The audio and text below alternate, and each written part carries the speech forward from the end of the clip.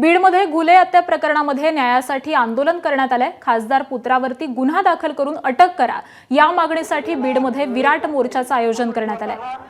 मयत विलास घुलेंचे बंधू रमेश घुले यांनी आपल्या पुरवणी जबाबामध्ये खासदार बजरंग सोनावणेंचे पुत्र सौरभ सोनावणे यांचं नाव घेतलेलं होतं।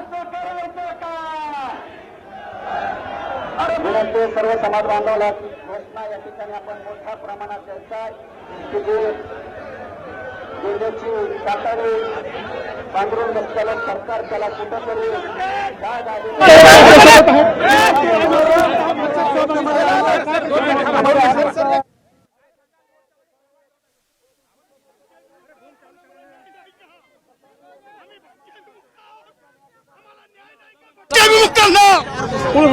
केवळ देशमुखाला न्याय आहे का? भटक्या विमुक्ताला न्याय नाही का? भगवान बाबाच्या भक्त आहोत म्हणून न्याय नाही का? लोकनेते गोपीनाथ मुंडेंचे आम्ही वैचारिक वाहक आहोत म्हणून आम्हाला न्याय नाही का? बजरंगीचा पोरगा आहे म्हणून आम्हाला न्याय नाही का? लोकशाहीमध्ये आंदोलनाचा स्वभाव आहे, परंतु मराठा राजकारण्यांनी ज्या प्रकारे जातीवाद चालवला तो निषेधार्ह आहे। सुप्रियाताईंनी माफी मागावी का? वंजाऱ्याच्या दारावर आल्या नाहीत का? वंजाऱ्याच्या दारावर आल्या नाहीत का? गुन्ह्याच्या दारावर आले नाहीत, त्यांनी माफी मागावी। सुप्रियाताईंनी माफी मागावी। प्रामुख्याने काय काय तुम्ही या मोर्चाच्या माध्यमातून मागणी करत आहात आणि पुढे कशा पद्धतीने तुम्ही यांच्यासोबत लढाईमध्ये राहणार आहात? बजरंग सोनवणेच्या मुलाचं नाव असेल तर त्याला अटक झाली पाहिजे। पुढे कशा पद्धतीची आपली भूमिका असेल? पुढे या संपूर्ण आंदोलनाच्या मध्ये किंवा पुढे न्यायाच्या या प्रक्रियेमध्ये आपली कशी भूमिका असेल?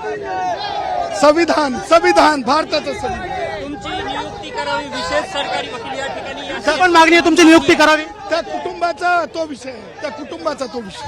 आता तुम्ही जर त्यांनी मागणी केली असेल तर आता पुढे लढणार आहात? मी माझ्या रक्त हाडा मासाचे आम्ही आहोत, भगवान बाबाचे भक्त आहोत।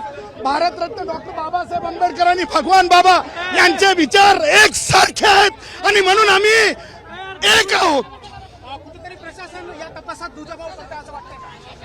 सुप्रियाताई सुळे आणि मराठा राजकारण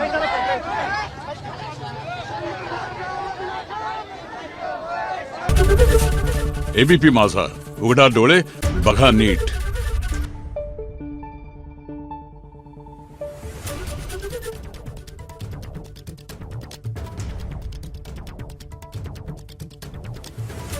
Thank you.